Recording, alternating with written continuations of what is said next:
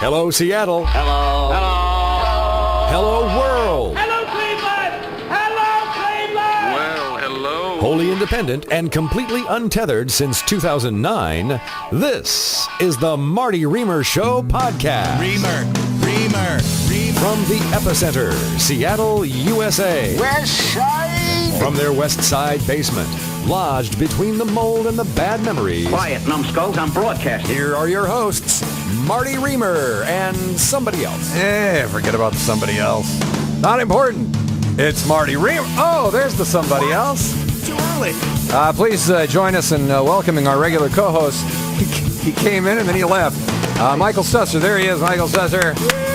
Cover story in the Weekly next week. Yeah. About his turning 30 and what that feels like. Thank you. Why is she laughing her God. laughing her ass off? It is the 18th day of July. This is episode number 444. Very special. 444 of the Marty Riemer Show podcast. 444, by the way. I don't expect any of you to know this because you're all heathens, but it is that is the number of the angel's number, which is weird because that means they just live 2 blocks down from Satan because he's at 666 and the angels are at 444. Mm-hmm.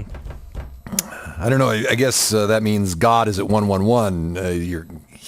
That's the good end of the street. Mm-hmm. The railroad tracks run right through 555. Of course. That's what distinguishes. Okay, whatever. And you're a reverend now. If people didn't hear last week's show, you're an ordained minister now. I married my first couple. I believe they're split up now. They got married last week, and now it ended. Yeah, bad judgment on their part on many levels. No, it's beautiful. I was very anxious performing that ceremony. It was at a park out in Juanita on the shores of Lake Washington on the hottest freaking day of the year, outdoors in the glaring sunshine. I was so slathered up in sunscreen and robes. Oh, my God. Robes, lots of robes. You could have worn like a Pope hat or something to have deflected the sun. Worn a Pope hat. It is Bye to Seattle week this week, which differs from the Folklife Festival and Bumbershoot in exactly 0 ways. You drop me in the Bye to Seattle in the midst of it, and I'm like, I don't know. Mm-hmm. Folklife, Bumbershoot, it's all the same. But you know who's playing the Bye to Seattle tonight, Friday night at 7 p.m., one of my favorite bands out of Portland, Moody, Little Sister. And I swear to you, I do not want to go to the Bye to Seattle, but if there's no other way to see Moody, Little Sister, I will leave West Seattle.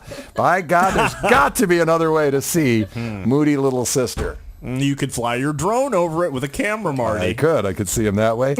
Or I could just say hello to them because they're here right now. Yes. Oh, look at them.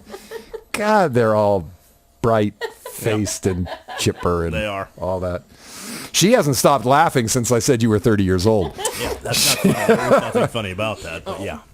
Naomi and Rob, welcome back. I have to tell you guys, big props to you guys. Our show with you on it, more downloads than any other show. Nice. And I mean, that was us, not you. But nonetheless, you guys rode on our coattails All right.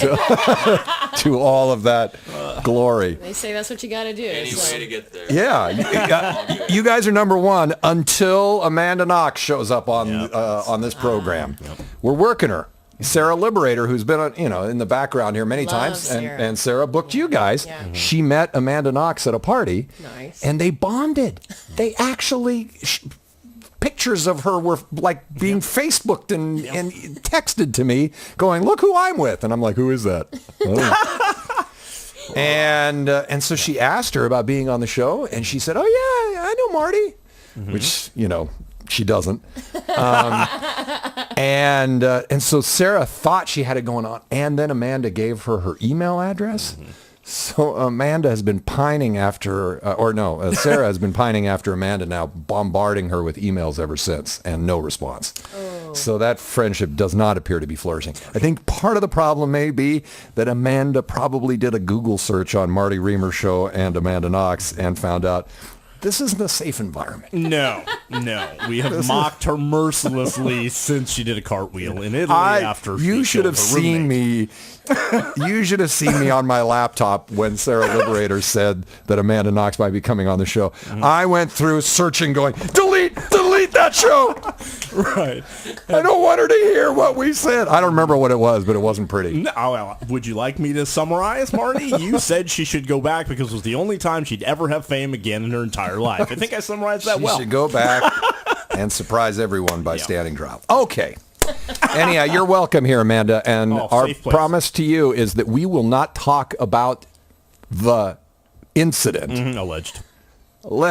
Alleged. It's depending on which country you're in. At all. We'll talk about other things. We'll talk about kombucha. That's all we talk about anymore on this program is kombucha. Yep. We just happened to touch on this fermented goat's curd or whatever it is. Right before we signed on, Michael was trying to be disparaging of my new hobby. That is brewing the kombucha, the booch. Mm-hmm. The booch. And he thought, like a schoolyard bully, he'd get everyone in the room to start laughing at me. Right. Instead, Naomi sided with me because she brews the booch. I do. Yeah. She has a SCOBY. I have 4 of them. 4 SCOBYs. 4 SCOBYs. God, maybe that's a few too many. Wow. It's like growing little brains in jars. It's fun. Oh, It does kind of feel that way. Like, because they keep getting bigger and they look like an organ. They do. It's And- like jellyfish And kind they of. grow an alien baby, right? Yeah. And they grow a baby. Yeah. Every booch grows, every SCOBY grows a little baby SCOBY. But I mean, what's weird about that story is not only did she say, "Oh, me too," but she ran to her car where her kombucha was on ice, and then she brought it into the studio. I mean, that's a little weird. I mean, That I is can like fantastic. lemonade. I'm not running around town proselytizing about "Here's my homemade lemonade." You guys are freaks. That is my opinion. But you haven't tried this Yes. yet, so. Oh, I'm going to be shamed by your boot. I get nervous, and so I get anxious, and I want to try it, and then I shut down the brewing process too soon, and then all I have is really sugary tea. Oh, yeah. That's what happened with me in my second batch. I've got my third batch brewing up there. You can taste it while it's still brewing. I could. They say, you're supposed to stick a straw in there. Yeah. And no, I was too excited. It was like perfect temperature up there. Yeah, this weather's been perfect. Yeah, I just put it up in the upstairs room where it gets so scorching hot because it's the bedroom. That's going to make your kombucha really attractive to If other you people. need yeast grown, you come to me. He had to go. Oh, sorry. No, it's Brought so it down. early. Amanda's never going to come. And Amanda's not going to come now. Good Lord, it's an inappropriate show. Yeah. Anyhow. So, you're laughing a lot, but you haven't tried my strawberry mint infusion. So, What? yeah. So what do you do? You do something fancy with it after you done brew So it. it's called the second brew, Yeah, or the yeah. second fermentation, because I like the bubbles. And I like to trick my own mind to make myself think I'm eating something amazing when it's healthy. Yeah, And of course. I'm Italian, so I want things to taste good when Right. I eat them. It's Right. kind of like the only point of eating is the enjoyment of it. To think Amanda could have killed you. Oh, yeah. Oh, yeah. That's the way we do it on this. So I'm always We'll trying to delete find this show, ways- by the way, as well. Yeah. Oh, darn. Wait till tomorrow. Yeah. Okay. So yeah, I'm trying to find ways to make healthy stuff that tastes good that I think this can't possibly be healthy because it tastes so amazing. So I went after kombucha that way because the first time I ever saw kombucha, I was a teenager cleaning this old weird guy's house, and he had this giant one on the counter. Yeah, that's unnerving when you see that. And he was walking around like, "This will make you live forever." And I was like, "Oh my gosh, this is so Yeah, gross." that's oddly enough the way Erin is going to be talking about me in a few years. She goes, first time I saw kombucha was in this weird old guy's house, and he just kept running around going, "It'll make me live forever." That's going to be me in that story. And some people don't, they don't flavor it or anything, but the second brew, after you get all the probiotic and it does its little cook and everything and grows its baby, I put it in the refrigerator with fresh fruit So this one was fresh strawberries from the market. Yeah. And then mint leaves from our garden. Wow. For 3 you do it days, right. it infused in there, and then I bottle it and let it sit out for like a day and a half to like start Wow. eating the sugars, and that's what causes all the little fuzzy bubbles. Yeah. So They told me, or the book I was reading said, just drop, it's the German approach. In fact, I think it actually is called this. They just say drop 1 raisin in the kombucha brew, and the sugars from the raisin will create that fermentation. But it also bloats the raisin up. Now you've got a yellowish liquid in a mason jar with a big bloated brown thing floating in there. And I'm telling you, no one will drink your kombucha. No, you don't have to worry about someone stealing the kombucha. First time I heard about kombucha was this old DJ. And he had this brown thing floating in. So that was really good for it. I'm excited to try yours and then be forever humbled in my brewing process. But I have the healthiest SCOBY in town. I don't even care about the booch. I want to now just distribute. Just listen to yourself. you can. I know. People get excited about Obviously. that. I bought one at a garage sale that I was really excited about. Should bring Okay. Scobie at a garage. Well, there you go. on. My kombucha there is already a higher grade. I did not go. The garage sale one didn't work. That one didn't work. Oh, it I didn't was work. Really What a surprise. bummed. There was a Yeah, reason like, they were getting rid of it. there was the reason I went to this. What garage was that sale, discussion like in the family that was having the garage sale? Are we going to get rid of the booch? What's that big blob thing? Oh, yeah, just sell it at the garage sale. I mean, Along with my- who would ever buy that? I mean, you're 1 in a million that you How would much, show up and... how much did a booch at a garage sale cost? It was $2. $2. My friend just paid $23 for her startup SCOBY. So Yeah. it was like $2. I was like, well, I'm gonna try that. Yeah. It might have a different flavor, a different say. personality. And now when you say it didn't work, you just plopped it in the brew and it just sat there and did nothing? 2 weeks later, I checked on it and it was going, brr. And no little white, delicious little skin on it Yeah. or anything. Yeah. Did you get mold out of it? Nope, I haven't molded anything. Yeah, that's always the big fear is that once the mold invades, then you're done for. You got to get rid of the SCOBY. You got to sell it at a garage sale. I know. To someone from Portland. That's my booch brewing tip for today. I think kombucha's kind of hard to mess up. That's what they say. So I think that's what's cool about it is, yeah. at $4 a bottle when you go buy it, you Yeah. can make a gallon jar for like $1.50 or something per drink. You know what else they say that about? Ebola is hard to mess up. It really is. You just can't Good go point. wrong. Good point. Yeah. Yeah. And every Ebola makes a baby Ebola and then kills it. All right. Wow. Okay. Wow. I know. Okay, it's so I don't know when we're going to drink. I mean, now we can. We could? I I'm- could open it and you could hear the fizz. Look, and you have the right bottles, too. Yep. Isn't it pretty? I put mine in old jam jars. Again, it feeds with the big brown thing float. It's perfect. It's perfect. Well, I mentioned that Moody Little Sister is going to be playing. Well, they'll be playing this show here, and then the Bite of Seattle. Did I get it right? Tonight, 7 o'clock. Tonight, 7 o'clock. Fisher Green stage. That's going to be very popular. What a beautiful night to be out, especially since whenever we have a big outdoor festival, it rains, and it's supposed to. There's some rain in the forecast for the rest of the weekend, but tonight, sweet. Nice, perfect. But you at the Bite of Seattle will be competing with another major event, or perhaps enhancing it, just around the corner at Key Arena. It's the annual international competition. The International. Reminds me of that character. the Continental. The Continental. Yes. Yes. Christopher Walken. Christopher character. Walken on Saturday Night Live. But this is it's drawing 18,000 fans to Key Arena. They are competing in an online role-playing game called Dota 2. I think I'm pronouncing that right. For a portion of the $10 million prize purse. People come from all around the world to compete in this annual event. $10 million prize. It's carried live on ESPN3. Wow. Is it my imagination, but the higher the number connected with ESPN, the less athletic the people on the Exactly. shows? Yeah. I'll be on ESPN 16 one That day. was right after bowling. That, and then there's the spelling bee, which is on 17. Yeah, that's true. ESPN 17. Anyhow, so that's going on right there on the Seattle Those Center are all the grounds. Moody Little Sister fans who are going to be in there. The game playing, role playing. No, Yeah. No, not Okay, really. good. Probably not. Yeah. yeah, I think those are We're separate. all about the unplug, so yeah. That's right. I Beautiful. love it. One of the teams that's competing, the team that has finished second the last 2 years, is from the Ukraine. The Ukraine, and obviously they'd be excused for not finishing second this year because they've got other things on their mind. Yep.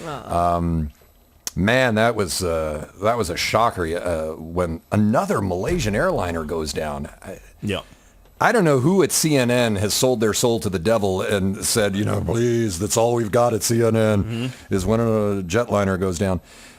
Two things. One is terrible tragedy, especially for the Netherlands. It was flying from Amsterdam to Kuala Lumpur, so there were a lot of Dutch folk. In fact, on a percentage basis, this stunned me.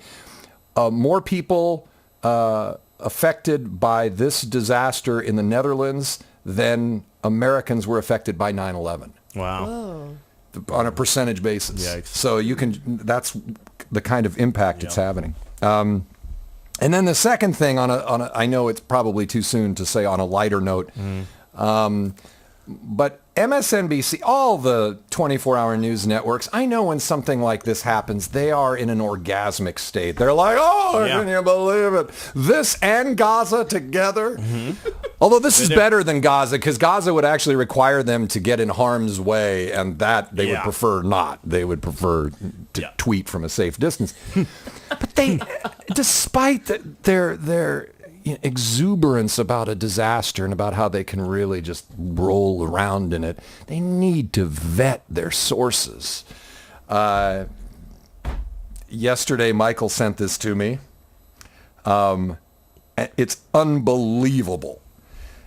Because you have to understand, before someone gets on the air at MSNBC, there are numerous producers that are talking to them. This guy apparently played himself off as a sergeant who was stationed at the American embassy in Ukraine and saw the plane being shot down. So they hustle him, his Sergeant blah blah, I don't know what his name is, Sergeant York. And they hustle him to the air, and this hapless, have you guys heard this? No. This hapless, you guys have your headphones on. See, you told them they didn't need the headphones for any reason. They need the headphones to be able to hear this. So this hapless reporter introduces him, asks him a question. Does Howard Stern still have that challenge out there to his listeners? That was back when he was on terrestrial radio. He would challenge his listeners that if you can ever get my name woven into some mainstream broadcast, he will, I don't know, give you a shout out on his show or something like that. So just listen here. Phone with us. Sergeant, are you there? Yes, I'm here. Can you hear me? I can. Please tell us what you saw there on the ground in Ukraine. Well, I was looking out the window and I saw a projectile flying through the sky, and it would appear that the plane was shot down by a blast of wind from Howard Stern's ass. So it would appear that the plane was shot down. Can you tell us anything more from your military training of what sort of missile system that may have been coming from? Well, you're a dumbass, aren't you? I'm sorry, sir. All right, we're going to take a quick break, and we'll be back with all the latest next. Yeah, maybe you should come back in like 10 years. Take a quick break. We'll be back in 10 years. Boy, doesn't that highlight so much about the news? She's just reading questions off a teleprompter, has no idea what he's saying. It's like, I just need to get to the next line. Ask him a follow-up question. Oh my God. No matter what. It's like going through a drive-through. Oh my gosh, I'm sorry. Going through a drive-through is like having sexual relations with someone compared to that cold interaction. Wow. Yeah, it's just the whole thing. He's an ass, and she's he's an a idiot, total and jackass. they're not doing their job, which is that nobody, ugh. Or that was his lifetime goal, and he worked so hard at knowing finally how I to got say there. all the right Maybe. things to get to that Because moment. he did say some right things. I mean, leading up to that, He'd he been must have practicing somehow that. You know he convinced had. them, and he had to stick. And then he has to know exactly when he can't be too premature. He can't blow his cover. Right. 1 second early. And then he didn't know he was on live. It could have been a recorded That's right. interview that will air again in a few minutes. Yep. So I got to say, not nearly as clever as the Asiana Airlines. That little gag where they somehow managed to get the names of the crew onto the teleprompter for the reporter down in San Francisco, who then said, "We too low, holy fook, bang ding ow." You're missing one. Have you? I am missing one. Have you not heard that one? No. Oh my God. Okay, well, We've only played it 900 times on the Seriously. show. So Let me see. The fact that Marty doesn't I don't know if I them can work the is fart sad. machine this fast. But I think I can dig that one up for you. Hold on here. There we go. Let's see. Oh, yeah, there we go. Done. Adding files.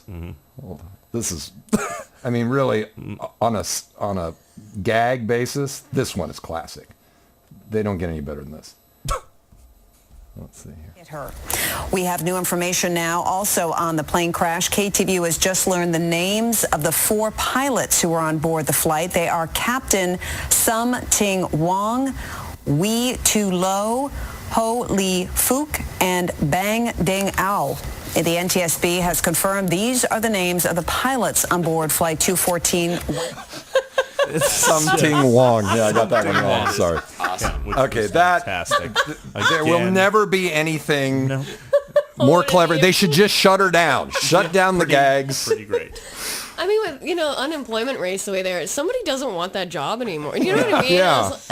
We're going out with a bang today. Like, Now this woman, I can Ow. cut her some slack. She really is just reading a bunch of names, and she does say it in such a way that unless you're in on the gag, you might not catch it. You might think, oh yeah, of course those sound like Few of them. Asian-sounding names. Something Wong. Yeah, something. Yeah. Holy fook. I mean, Holy that's fook. just sad. Did anyone, it was an intern, right, at the NTSB? An intern at the NTSB who, by the way, lost his internship. Yes. yeah. And you wonder, was that a good career move on his part? Well, he could go work for the Onion or something now Yeah. and be Yeah. pretty great resume. Yeah, how do you get an internship at the NTSB? What kind of a career path are you on? And then, yes, you could now be a writer for Conan, right? You might have heroic status. but clearly you've built up a trajectory in the NTSB direction that doesn't easily parlay into a gig over at. Answered a Craigslist ad or whatever. It's not that hard. It's just you get on the air. What was? Oh my gosh! I've had some awkward conversations, very tense conversations with bosses, but I can only imagine when the director of the NTSB brought that kid in and goes, "Holy fook, are you in trouble?" That's not my name, sir. I don't think there was a Something Wong is my name. Yeah. No, I'm sure the guy was out the door, right? I mean, no. Well, yeah, but someone had to fire him. Someone had to you don't have to sit wait down around for that, Marty. and have a You'll learn. conversation. You can leave without. No, trust me, I've done Okay. things where I thought, okay, now I'm pretty much You're clear? clear, but then they have to bring you in and tell you, remind you, by the way, And we need that fart machine back. carrying my little fart machine home. They didn't get the fart machine for another year and a half, I'll have you know. Yeah. Look at how I'm working with the new one. It's all beautiful. Glad that Moody Little Sister is here today and not tomorrow and beyond. In fact, are you getting out of town right away? Yeah. You are? Do, because Carmageddon. Armageddon. Yep. Starting tonight at 9 p.m. and all the way through next week, westbound I-90 will be closed to one lane. One lane, squeezed down to one lane down at Bellevue Way. If this is the state's way to get me to pay a toll on 520, I will not do it. I don't leave my house, people. You can go ahead and squeeze I-90 all the way down. Yeah. 85,000 cars, 9,000 bus riders, 13 bus routes are impacted. That's surprising to me, actually. When I read that, I thought, I-90 is like a huge arterial in the city, and it only carries 13 buses? That's because the east side buses. Buses. You kidding? You're disgusting. Yep. That's going to be cluster F. That's going to be bad. Thank you for cleaning it up. See, Michael. I didn't say clusterfuck. Yeah. I think what is a little smart about them blasting these headlines, and it has been front page news, that if you're going anywhere in the next week, don't do it. They probably reduce traffic hugely. Yes, it every time, like down in L.A. when they projected Carmageddon a few years back, it wasn't nearly as bad as everyone had anticipated because you scared the bejesus out of people, and there's like, I don't want anything to do with my car. But eventually that's going to wear off, and people are going to go, oh, they always predict this, and it's never as bad, and then it's going to be horrifying. Yep. Amazon this week announced a new subscription service where for $9.99 a month you can download and read as many books as you can muster. Read a page in each one, and then put them in the shredder. It doesn't matter. You paid to do that. At first you think this is a novel idea. Like you're going, wow, I can read as much. And then you go, oh, that's a library. I see. That's kind of how the library works. Yeah. For $0 a month. Gorging on words. That's great. But there is this segment of society, is anyone in this room part of it, that really looks disparagingly on the library. Like if you tell someone you got a book at the library, they're like, what century are you living in? And the library is the coolest freaking service. It's amazing. It's amazing. Now with it all online, I mean, I understand that the old concept of wandering into a library and flipping through the shelves going, oh, wow, okay, there's 85 Judy Blume books here.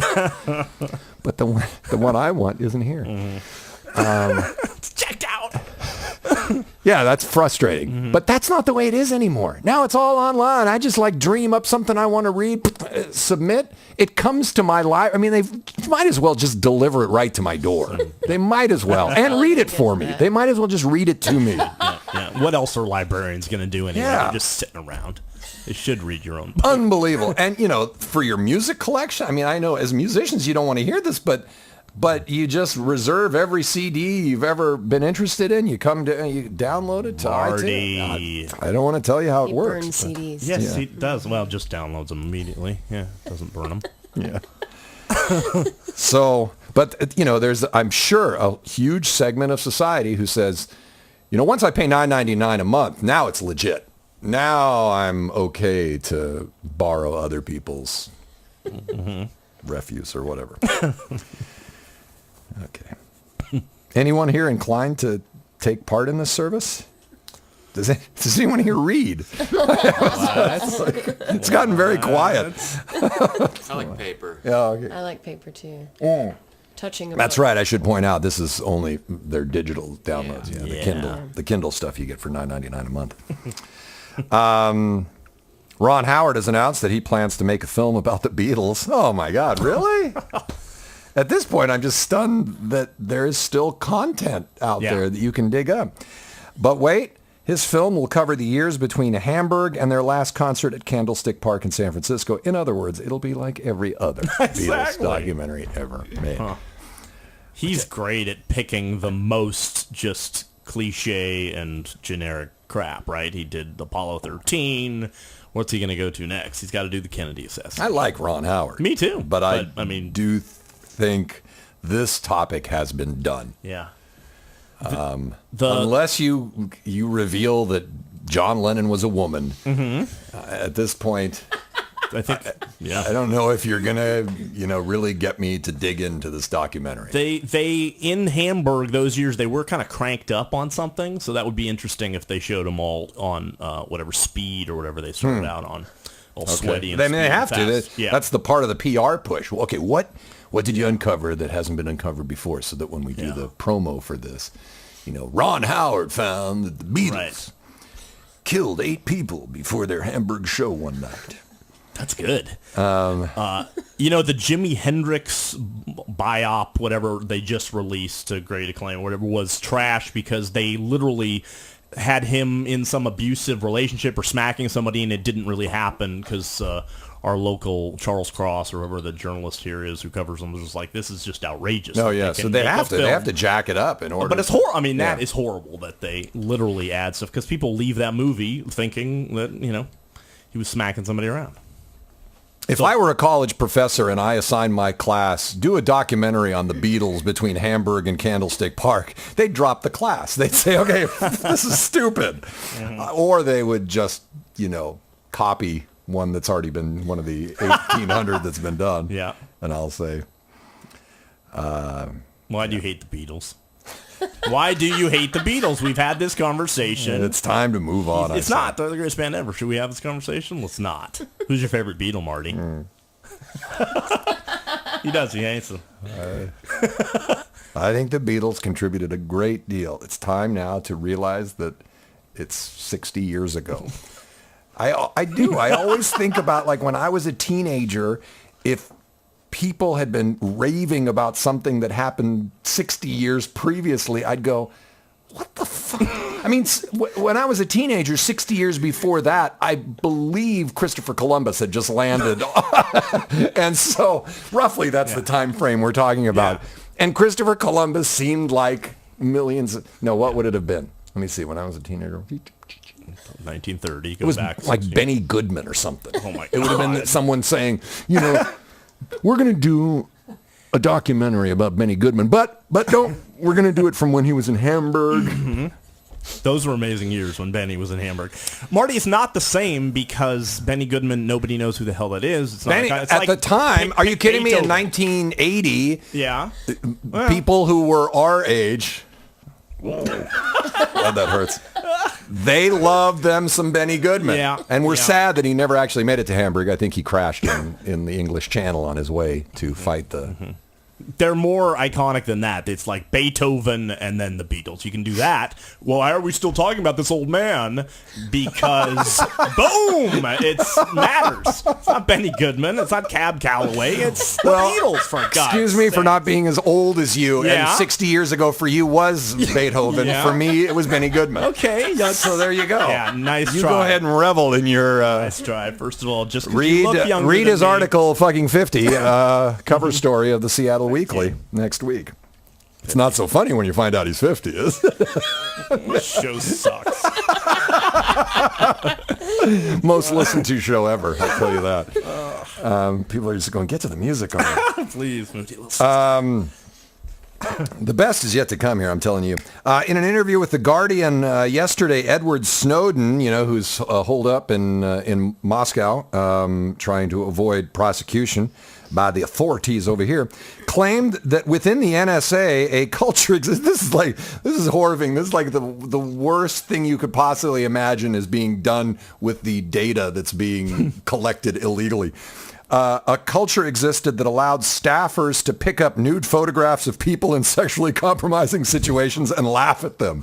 They would pass them around internally at the NSA and giggle. And I'm like, all right, okay. I thought they were using that information to disparage like reporters and trash reputations, but no, they were just being teen boys about it all. Yeah. All right. I don't know if that makes it better or worse it's they were spying on us. Oh, well, it doesn't matter. But, I mean, even if they came up on a nugget like they say they're looking for, here's Osama bin Laden naked, and they're all giggling and passing it around. They're not doing anything with it. Yeah. They suck. Don't put your business online. Don't put, and by business, I mean your business. Don't put it online. Business. It doesn't end well.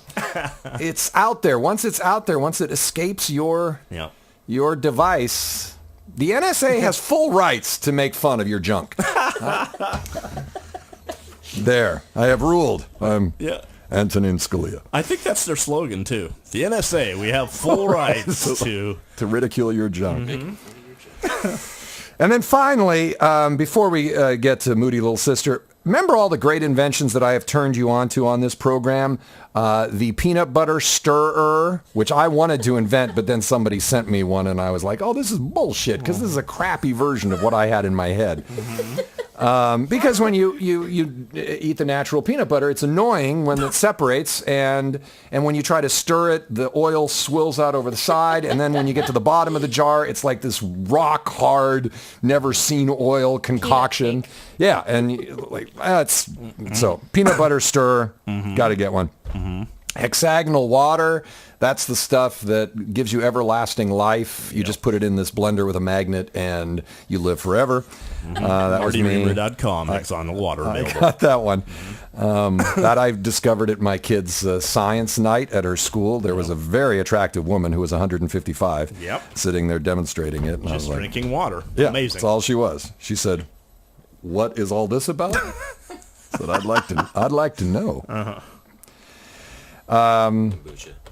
Kombucha, yeah. There's the drone, I say within a few years. I said this about a year ago. I said within a few years, everyone will own a drone. Little did I know. I was a little off. Basically, Amazon will own all the drones and fly them everywhere to deliver your products. But drones are going to be a big thing. Yep. And now I have to give my father credit for this one. He uncovered an amazing invention, which I think is going to be right up your alley. If you're a kombucha brewer, you're going to like this. How do you do your laundry? What do you use? Do you go down to the river? Rock? Washboard. Yeah. Washboard and some rocks. Yeah. This device is called the Pure Wash Professional Grade Ionic Laundry Purifier. Okay, it's got a cumbersome name, but stick with me. Don't tune out quite yet. Okay. Moody Little Sister still coming up. The most popular band we've ever had on the show. Straight from their promotional materials. Imagine being able to get dazzling fresh laundry without detergents, fabric softener, or even hot water. You can with Pure Wash. Hold on. The Pure Wash Laundry Purifier uses the same technology previously available only to hospitals, hotels, and commercial laundromats for over a decade. Only the Pure Wash system can produce sparkling clean laundry without any chemicals or additives, using only cold water and your existing washing machine. Boom! I'm done. Wow. That's, I'm impressed. So my dad bought this thing, and I was at their house. Off that pitch, who wouldn't? I mean, I should be collecting your money right now. Yeah. You should be taking it in. Totally. I went to my parents' house yesterday. My dad's been talking about this nonstop for the last 3 weeks, and he goes, "You into the laundry room. Take a look at that." They don't even follow me. They just make me go in there by myself and stare at it. Like I'm looking into the eyes of God. It is a box about the size, a little bigger than a shoebox that you mount to the wall. They give you a template. So it's easy to mount. Of course. Mount to the wall. It's got a hose inlet, a hose outlet, and then a plug that plugs into the wall, like a little electric plug. Okay. So you take the hose off the back of your washer, the inlet hose, the supply hose, and you plug it into the, what's it called? The Pure Wash system? This is a DIY show now. Hold on. All right. You plug it into the inlet on the Pure Wash system. Then you take another hose and you take it from the outlet of the Pure Wash system. And so it's basically you just insert this into the line before the water gets to your laundry system. And what this machine does is it oxidizes the water. Now you think, well, what does that mean? Notice how a lot of cleaning products are called OxyClean and Oxy this and Oxy... Oxycontin, I like that one. OxyContin. Yeah. that cleans you of all obligations in life. Isn't there some pimple medication called Oxy-Zit? I don't know. But everything is Oxy because Oxy means clean. And not to get too technical about this, but oxygen is an atom that has two arms. It needs to bond with two things, hydrogen, or it can bond with the other two arms of another oxygen. That's why it's always O2. Okay, so if you break oxygen apart, which means you oxidize something, you break oxygen, now you have two oxygen atoms that are floating around that are looking to bond with something. And you know what they bond with? They bond with your shit-stained pants. That's what they bond with. I'm telling you right now. The commercial was going well till now. But okay, go ahead. Things went bad. Did you strip down and shove your dirty shit-stained clothes into the box or not? It was the one day I hadn't crapped myself, and so it was really sad. My dad's probably watching this going, "Oh, you almost had it, and then you had to go to your shit-stained pants." Yeah. And that... Damn, we didn't so I'm telling you, it really is a technology that commercial laundries have used for eons to wash huge loads of hospitals. Right. Yeah. I don't need to tell you. They actually are dealing with the aforementioned. Right. So, and it works. I mean, it really cleans. So I asked my mom, because, my dad always comes up with the ideas, and then my mom has to execute. So you can always just see her dying a little bit inside, going, oh, no, he picked some ragweed from the yard and is insisting I make it into a gourmet meal. So I asked her, I go, okay, let's pretend he's not sitting right next to you, and that he'll beat you senseless if you give the wrong answer. I said, does it work? And she goes, it's amazing. Cold water. No detergent. She doesn't use detergent at all anymore. Cold water. Now what's weird is the laundry machine, the washer has a wash cycle and a rinse cycle. They're both the same. There's no difference. It's like wash and wash. Oh, my God. Can you collect rainwater from the gutter? You probably could. That's an important question. Yeah. That's where we're going. I bet you have a bunch of that in your car that you've been collecting and making. So the problem, this technology has existed, but they haven't been able to make it on a small scale until the Pure Wash system. Wow. Dial the 800 number on your screen right now. Exactly. How much? Is it expensive? It should be. It's a miracle. It is a miracle. How much would you pay for it, Michael? How much would you... Wait, don't tell me yet, because I've got some knives that I'll throw in with it.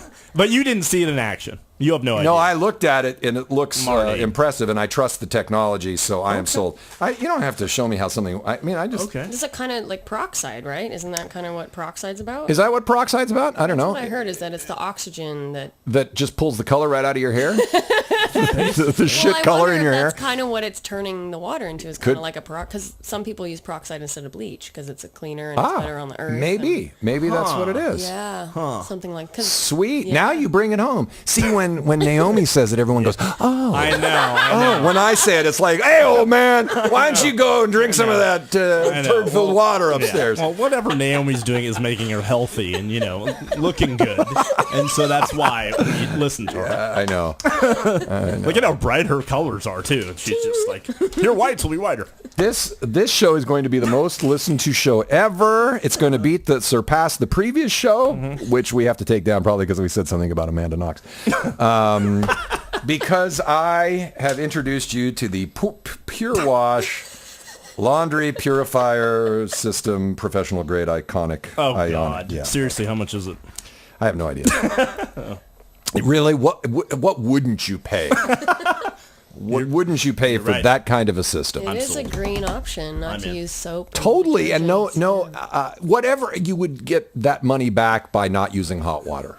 Oh, yeah. In a year's time, not using hot water. Yeah. No soap. You can use soap if you'd like. I mean, if you just like a little touch of... my mom said, everything smells so fresh. So even without soap, they're claiming that it's all very fresh.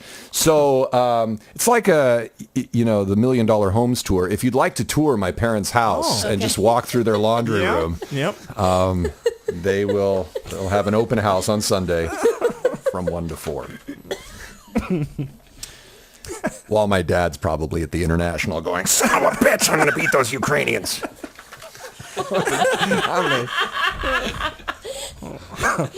Okay. All right, let's bring it down here. I know we got a little excited there about we sure did. I love this kind of stuff. I tell you. I know. And, you just have to blame their marketing people that not everybody knows about this yet. Yeah. Their marketing department sucks because everyone should know about the fact that there's a way to wash only with cold water and no detergent. Just imagine what that does for the environment. To eliminate all laundry detergents and all shit-stained undergarments. Okay. That's a good segue, Marty. And now. You guys, you have been lovely. Naomi, you've been just participating and giggling right along. I feel bad for Rob. Rob's like going, this is, I did not sign up for this. Swear to God, I'm going to kill somebody. Yep. Well, if you do kill somebody, Rob, and you have bloodstained sheets, let me recommend the Pure Wash. Exactly. Should call it the Amanda Knox Pure Wash system. There it goes. There goes now another opportunity. Okay. I'm seriously, when we had you guys on last, you were fantastic. Thank you. We learned that you're from Alaska. He's from Oregon. You met in the middle. In other words, Oregon. Let's compromise. Let's come to Oregon. And your music just killed. Let's just hear some music here and then play a song you're going to play tonight. And then we'll all eat burritos, and it'll be like a little warm-up. Okay. A little Elephant ears? Yeah, elephant ears. Salmonella-infested burritos. And hold on here. I'm going to fire you guys up because you can't do anything until I switch on. All right. So there we go. This is Moody Little Sister live here on the podcast.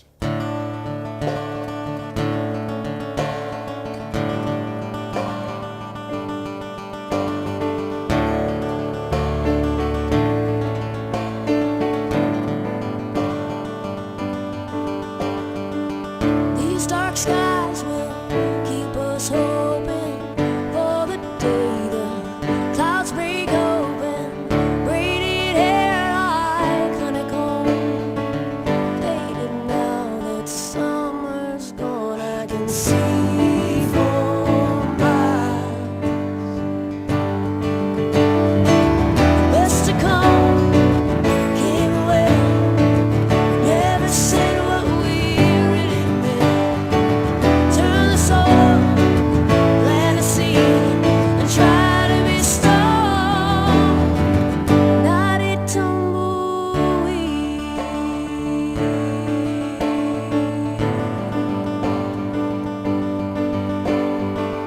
Turning rocks, look underneath. Picture you and picture me. Digging holes to bury cars. Metal, oil, steel work yard. I can see for miles. Best to come came away. We never said what we really meant. Turn the soul, plant a seed, and try to be strong. Not a tumbleweed.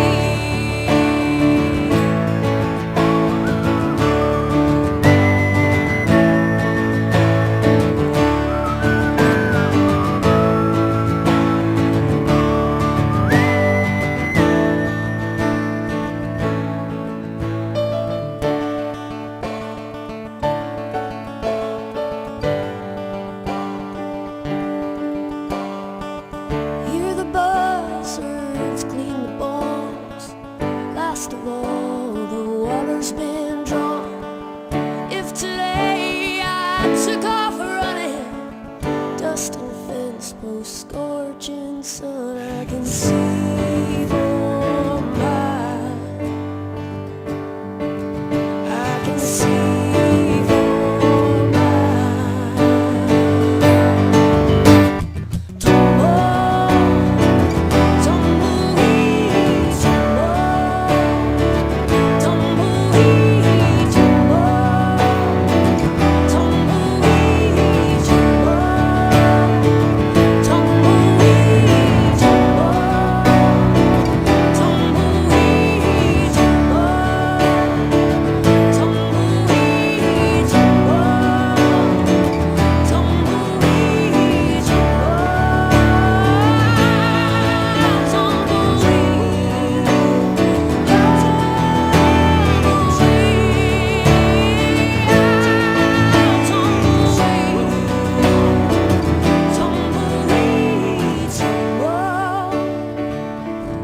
tumbleweed,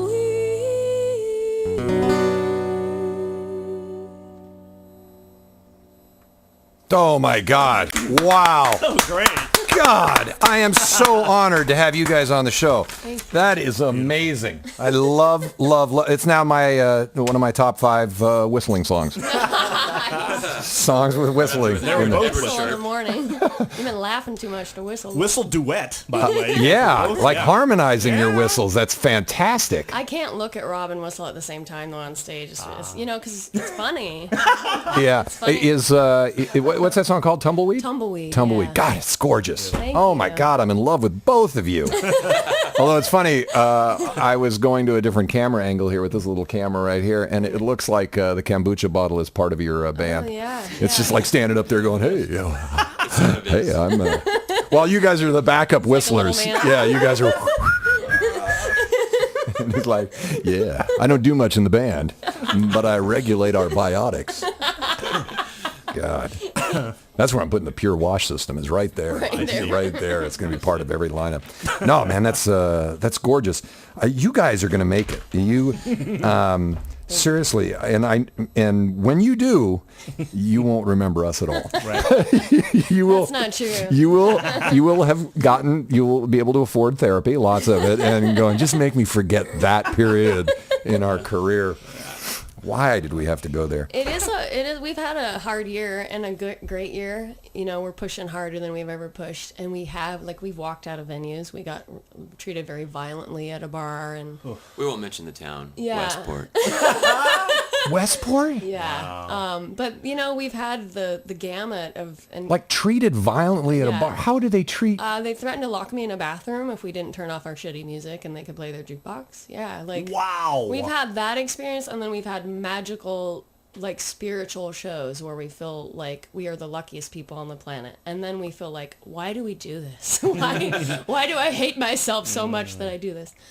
So it's an interesting life, but I really appreciate anybody who helps us get anywhere, because we're out there clawing at Yes, the of dirt course in some you are. ways, and so What kind of cretins? Where is Westport? Is that like is that on the Washington coast? yeah. Now, to say it fairly, there was somebody in the town that was like, by the way, not everybody is like that, and this is this was just a bad No. experience. On but, this program, we paint with a very broad brush. Now Westport is dead to us.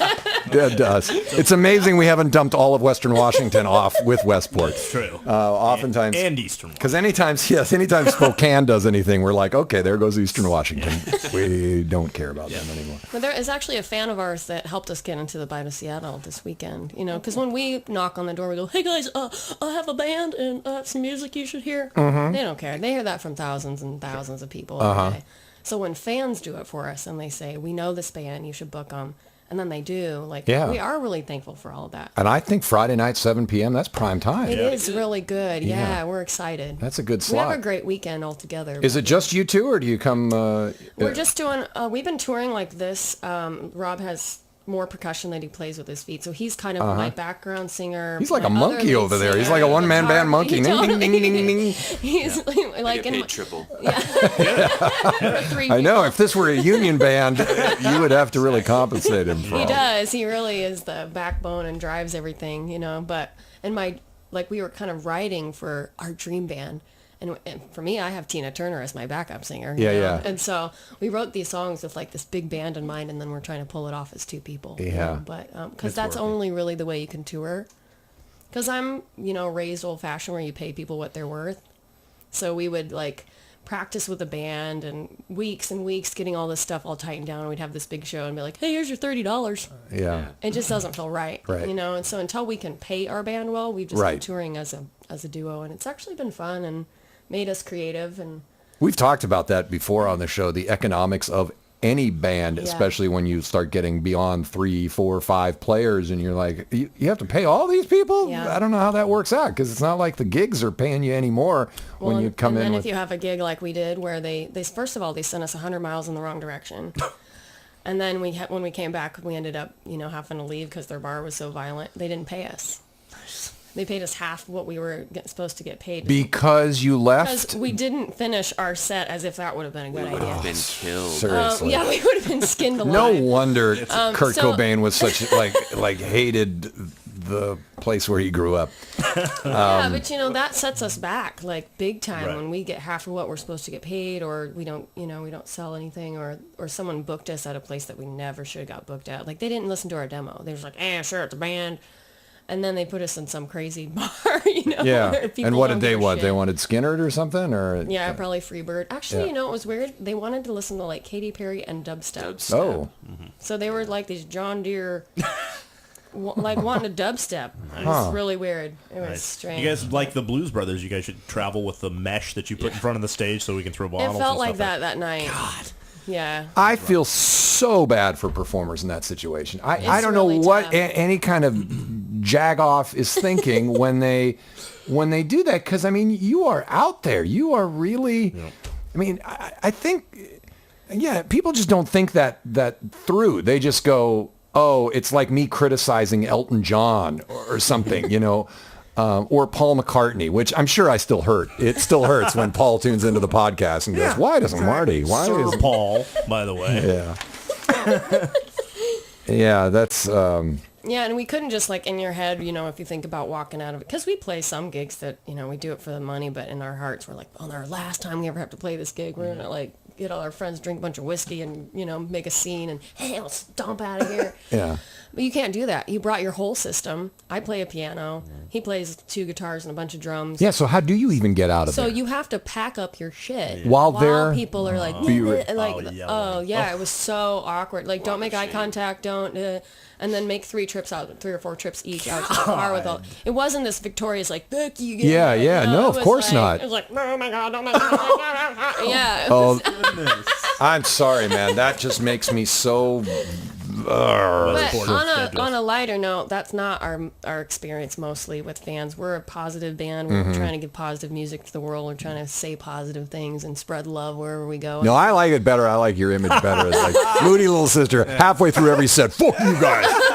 We're gonna take 45 minutes now to pack up our gear.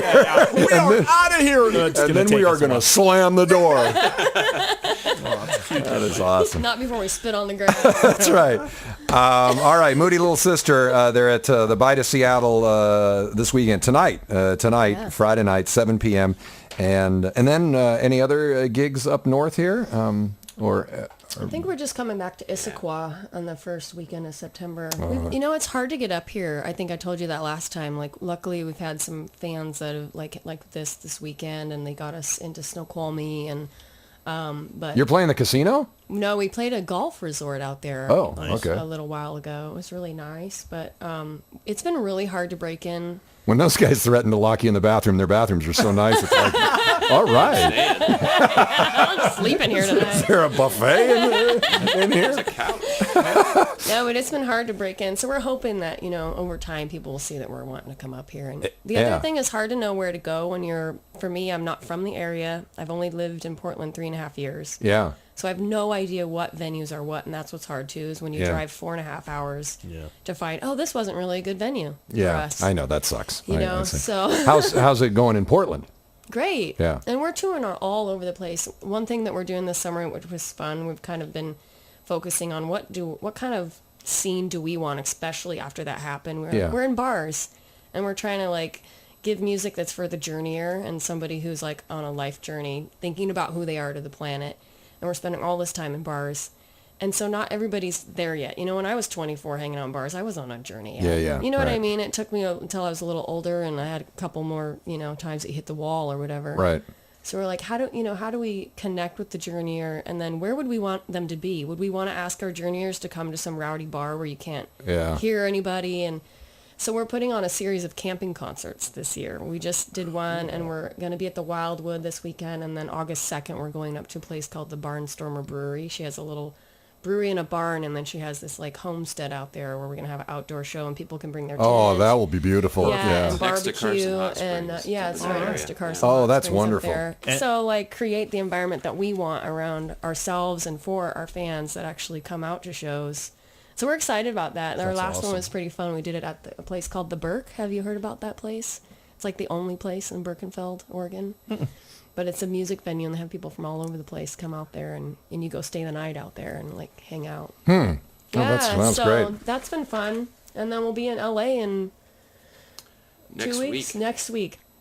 Next week we'll be in LA. Oh, that's to exciting. start Getting making our record. Yeah. Yeah. Oh gosh, I'm excited for you guys. Yeah. All right, let's get another song here, and then What are you going to play next here? This one's called Wild Places, and I do write a lot of songs about Alaska because it's where I spent my life, but they were kind of my, like, wild places were my first friends, were like places instead of people.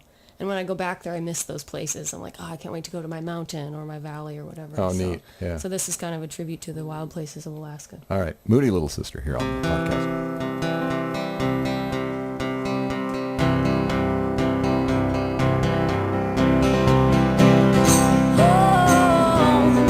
Until I'm home. Home. Until I'm home. Tell me nothing complicated. I'm a simple guy. My bare feet red before the wild places. Poor money rich with infinite time. Give my best to own no more. I come prepare my bones until I find my home. Home until I'm home. Home until I'm home. I am deep and down, my heart is hollow as a quill. My bare feet fell before the wild places. Rocks and trees are cold, the faces I knew. Give my best to own no more. I come prepare my bones until I find my home. Home until I'm home. Home until I'm home. Oh, we become we never could say. Oh, we have done never repay. When you were a child and I was the bride of day.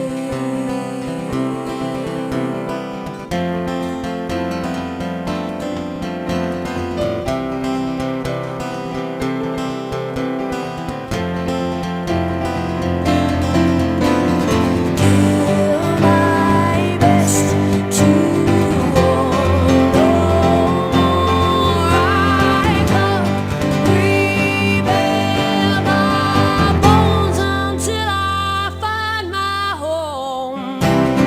Home until I'm home. Till I find my home. Home until I'm home. Till I find my home. Home until I'm home. Till I find my home. Home until I'm home.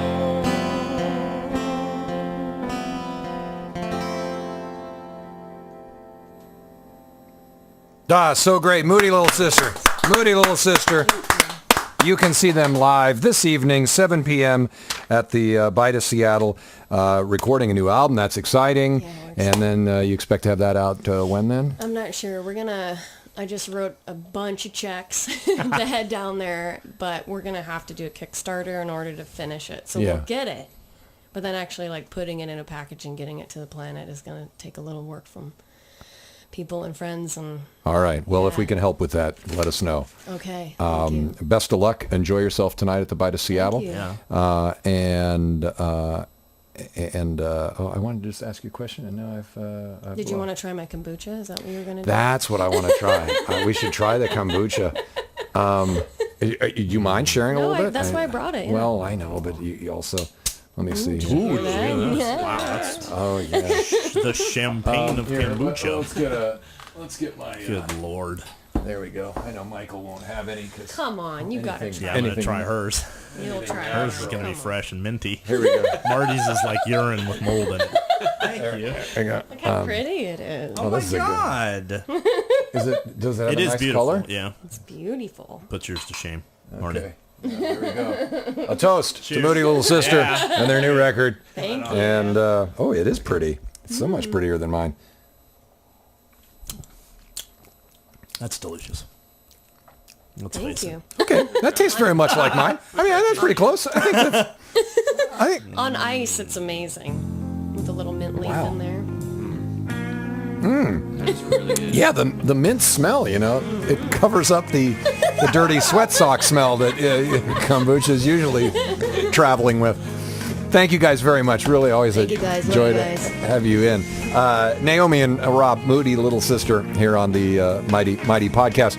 Special thanks to Erin. It's her second week on the show. She hasn't quit yet. Oh, wow. But after today's program, I don't know. If her laundry isn't cleaner after today's show, she's got nothing out of this program.